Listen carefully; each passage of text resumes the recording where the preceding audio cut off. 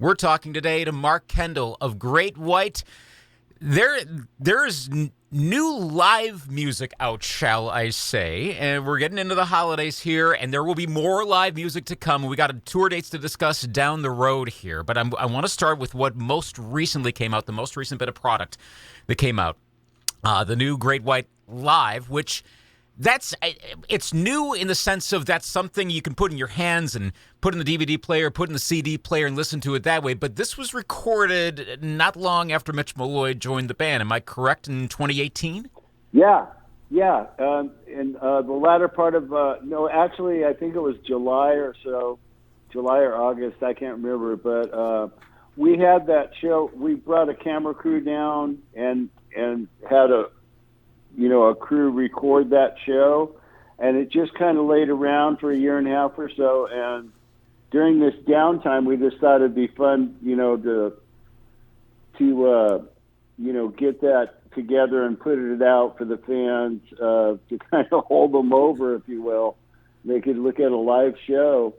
And also we're stuck with like tons of 2020 shirts. So we're basically not even making any profit. We're just selling them for $15 because we have no use for them in 2021.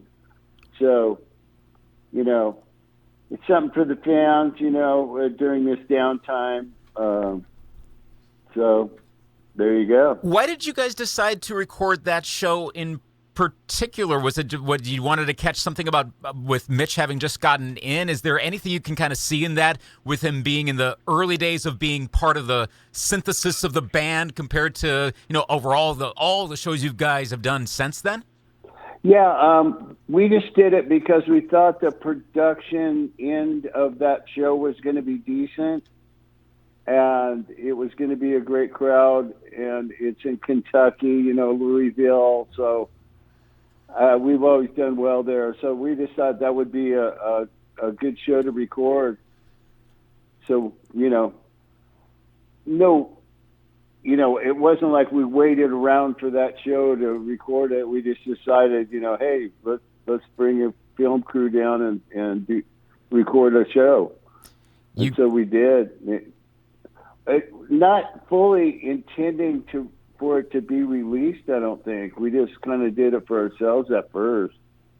But it turned out pretty good, so, we thought it'd be fun for the fans to look at that.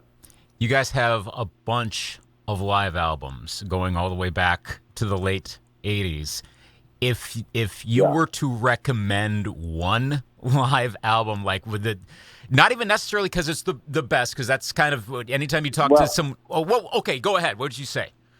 I was just going to say that, to have so many live albums isn't really by design on our part. I think we've only been involved with 2 of those, but a lot of people jump on the pirating status and all that kind of stuff. So that's the only reason there's multiples. But I think live in Anaheim, I believe that's available, and that was that was just a really good recorded show. And, everybody played totally awesome. We didn't go in and fix things in the studio. It's real live, raw, band. And, that's usually when we do our best. It's like when we're all playing together, believe it or not. I mean, that's the best result, Right now it's funny because we're using the technology to show each other our ideas and kind of making little demos and stuff that way. I couldn't imagine recording that way. That would be, I know people do that, but a lot of things happen when we jam, that wouldn't happen, I think, if we did it, emailing each other our parts or whatever. So you've talked about, that's a good one. There's another one called Live in London, I believe, that we were involved with the release of that, which was a live show in London, England. Apart from that, I don't know. So look for the cities is probably the biggest thing there, Anaheim and London, and you're pretty much set if you go that route. Plus, obviously, the new one. Make sure to give that one a listen as well. Yeah, You sure. you mentioned over the years thus far in some of your other interviews about working on new music, and we're talking about it right now, coming up with demos Yeah, and stuff like that. What's the status right now on new Great White music as we're getting closer to 2021? yeah. You know, we planned on doing it, keep planning on doing it, but we have a wealth of material, and it's only going to make the record better to not be pushed into a corner. I'm walking around with ideas in my head, throwing them on my phone, sending them to Michael Lardy. I've been up there a couple times recording. I'm sending Mitch ideas. He's coming back with full songs. So it's going to get to a point, I think, after the beginning of the year where we're all going to get together. We've already planned how we're going to record it. We got a system working, but we need to be all together to hash it out. That's the way we've always done it. We're old school. We're not going to, record apart from each other. So this pandemic is, the virus or whatever.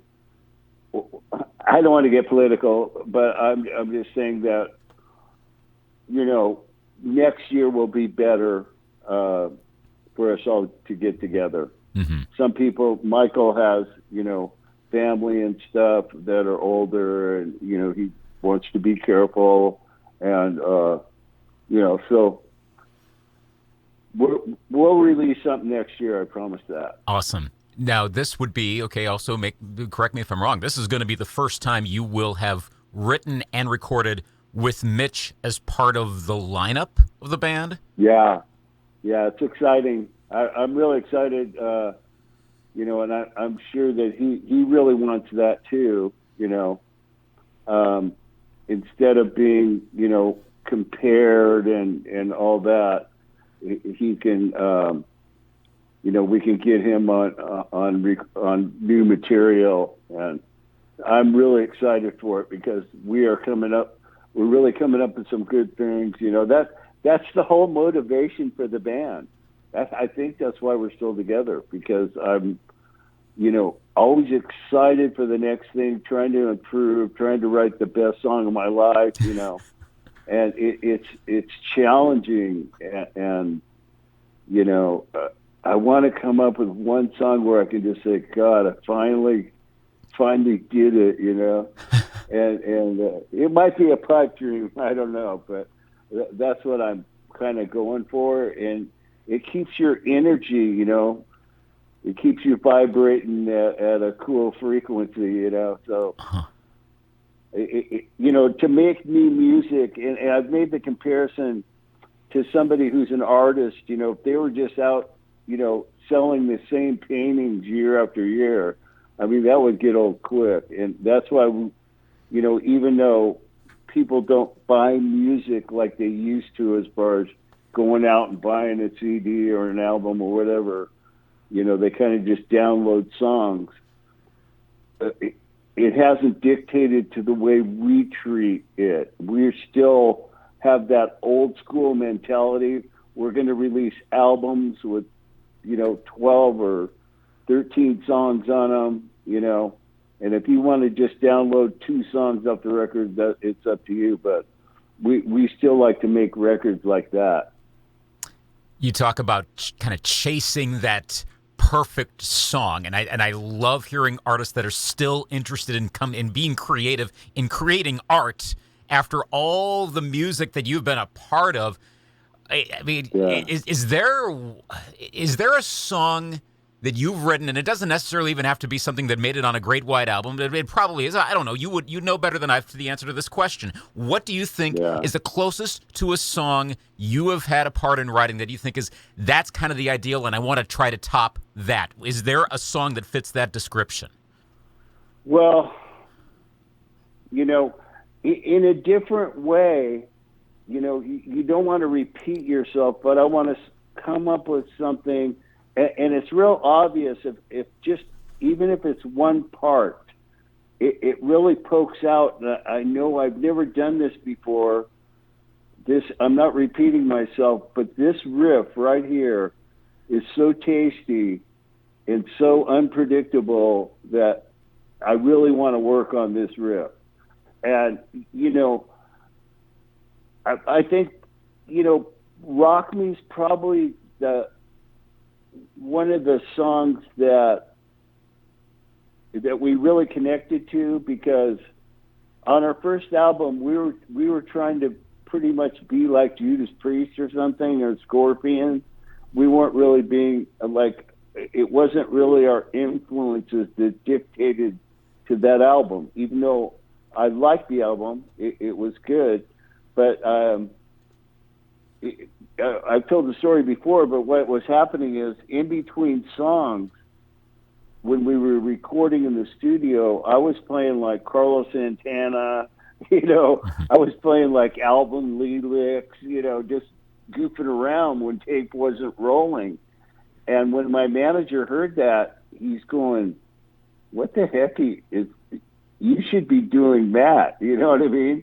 Mm-hmm. So once he gave me that freedom, that's when we started coming with songs like Rock Me, and, because I was free to just follow my roots and just be true to myself, And it's funny that people didn't really accept our first album when we were trying to be like Judas Priest, but when we were true to ourselves and our influences, people liked it. So there's something to say about being honest and truthful to what you do, So, because the guitar players I grew up with were the, Clapton, Hendrix, Carlos Santana, Johnny Winter, Alvin Lee, those type of, guys that squeeze notes like Billy Gibbons, and, those are the guys that made me want to get better, Mm-hmm. It wasn't the death metal, even though metal is killer. I love it, but it's not what I glommed onto and wanted to be like or whatever, Well, and speaking of guitar influences and music influences in general, expanded out this way, over the past few months, during the downtime / whatever time you've been working on writing and throwing ideas back and forth, have you either gotten inspiration or discovered or rediscovered any other music, any new influences, inspirations, or even gone back into some of your older music and gone like, okay, yeah, I'd forgotten about that? And what kind of musical inspirations have you gotten over the past several months? Actually, I don't mean to sound too simple or corny, but I used to walk around with little micro cassette players that had a lot of music on them. I have a box with a lot of those in it. So I've been listening to riffs that never made it onto anything and just see if I heard it. And I heard a couple things, believe it or not. Also, I pile up so many ideas on my phone, I tend to forget them. And I'll go back and listen to some of the real early ones. I go, holy crap, that was the greatest riff ever. I'm going to develop that, because sometimes I'll just put a part down. And I don't mean to sound cheating, but since Richie Blackmore was so honest about how, he got this song from Batman, or, like Space Truck, and he said, that was Batman. I just, I got that. Sometimes I'll be watching a movie and I'll hear some riff in the background. It's just supposed to be color sound, but it has a certain melody to it that kind of grabs me. So I'll mute the TV and kind of, it just inspires me to do something, and I'll do it totally different, but it's like inspirational, you know what I mean? Mm-hmm. So I get things that way sometimes. I read an article where Blackmore got a lot of his riffs from like Bulgarian radio or something, So, it sometimes you can be inspired just by hearing something, and it's not like you're blatantly stealing it. It just inspires you to do something in that vein. You know what I mean? Mm-hmm. So, and it really helps if you're having like writer's block or something like that, which I don't have a lot because I'm so excited about new music that I'm walking around like a zombie. And my wife, she totally accepts it because she calls it writing mode. When I'm just walking around, it looks like I'm a space case, like on drugs or something. You know what I mean? But yeah. I have music in my head, believe it or not. And I'm, when something happens, I just grab my phone and put it on my phone, while I'm in that moment where my energy is at a certain level. Mm-hmm. I don't wait ever anymore, because when you come up with an idea and you don't put it on tape at that time, you might not forget it exactly. You might remember the riff, but it won't have the same rhythmical thing. It won't be vibrating the same if you do it later. Right. That's so I'm not lazy anymore in that sense. I always will put it on tape right away, so I don't lose it. Mm-hmm. Especially if it's good, I don't want to lose it. Exactly. It could be a core part of the next album. You don't know until you save it. That's the only way you're going to have it. That's what's funny is a small part can become something real good and really, a great song can stem from the simplest thing.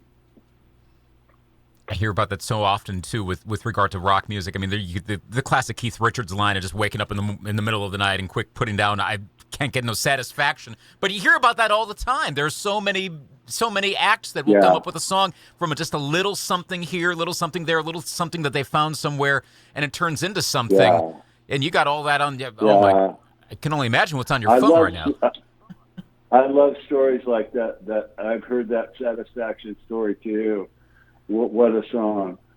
Yeah, that's an amazing story. Couple more questions for you. First off, with Christmas, what if you guys were to do? I asked this of one of the guys in Hairball. I was interviewing him yesterday. If you guys ever were to do a Christmas album, what would you put on that? Oh man, yeah. We've never done that. God, I love Christmas music. I don't know. I was just there was a song that Ray Charles did, and it was in that movie Christmas Vacation. It's the coolest, soulfulest ballad. I don't think we could redo something like that because his voice is just like, it's the sickest voice ever. I don't know. I suppose we could find a lot of jingles we could throw together. You know what I would rather do than, doing a full album of Christmas songs is I'd rather do get about 12 bands together and each band do one song. Ooh, you know what I mean? Yeah. And I think that would be more fun than to try to do 13 Christmas songs on a record. And, I know bands have done that, but I'd be more interested in just finding a really cool tune to redo and do it killer and have, like I said, maybe 12 bands do the same thing. We can kind of put it out. That would be a must listen. If you're ever part of that, well, we're definitely going to take a listen to that. If that ever somehow I think that'd be interesting because you could get a lot of your favorite bands take on different Christmas songs. Mm-hmm. And that'd be a lot of fun, I think, for the fans especially. Something tells me that would sell really well. Well, you're going to also probably sell a good number of tickets next year. I see the first tour date listed is actually here in Wisconsin, further downstate from Eau Claire, down in Baraboo on the 3rd. And there's a whole bunch more dates as the year goes along. How are you going to, I presume you're going to fill this out. There are more dates to be announced. And of course, I know, pandemic, everything, you don't know for sure, but it's looking optimistic right now. Yeah. So I have to imagine, there's plenty more to come as the year progresses. Oh, yeah, because most of those shows have just been moved from this year to the next year. They haven't. He hasn't really started booking a lot of shows. We'll probably get 50 or so. That's usually our quota for. I mean, we're not out on a bus playing arenas 5 nights a week anymore. We're basically doing fly dates. So 50's not a bad year. If we can get 60, that's always sweet too. But when you're doing fly dates, it's actually that's quite a few shows. I mean, we could do like 150 shows, but when you're playing 5 nights a week, 3 on, 1 off, 2 on, 1 off. That's the way we used to do it. But, times have changed, the world has changed, and, this is just the way it's done now. And we may even potentially, I would presume, maybe even a new song or two might start making their way into the set list at some point. Is that a possibility? Yeah, absolutely. We don't want to give away too much, but we're real excited about what we're doing right now, and so yeah, I always look forward to playing it live because the thing about playing the songs live, instantly if they like it or not. You don't have to wait. Like after you record an album, you have to wait a couple, 3 or 4 months before you find out if you're good or not. You know what I mean? Mm-hmm. It's a nightmare, that waiting time. You should see me. I'm like a nervous wreck. I'm going to all my friends and, tell me you love it. You know what I mean? So playing it for everybody just to get some feedback. Even though people don't buy music the way they do, I still have that mentality of, I just want somebody to like it. You know what I mean? I'm not thinking how many million are we going to sell or how much money can I make. I just want to know if you love this. Tell me you love me. You know what I mean? I just want, and I have critic friends that tell me if they don't like something. So I don't go to the guys that are just like my yes man. I want to get, critical feedback on what they, like or not. Mm-hmm. So this one buddy of mine is really, he's completely dumbfounded when it comes to being musically inclined at all. But for some reason, he can read a good song. I don't know what's up with that, but he's called like every hit over the years. Oh, wow. Crazy. Oh, wow. Well, yeah. At least you know who to go to for whichever song you guys kind of push out as the first promoted song off of whenever the new album comes out. Yeah. You've got a lot to look forward to next year. It's going to be a good year by all accounts. Mark Kendall from Great White, of course, make sure if you're listening to this, anyone listening to this, Great White Live, CD, DVD, it's out now. Take a listen to that. That should tide you over till new music, tour dates, plenty more to come. Mark, have a Merry Christmas, have a Happy New Year, and looking forward to more stuff coming from you guys down the road. Thank you, Luke.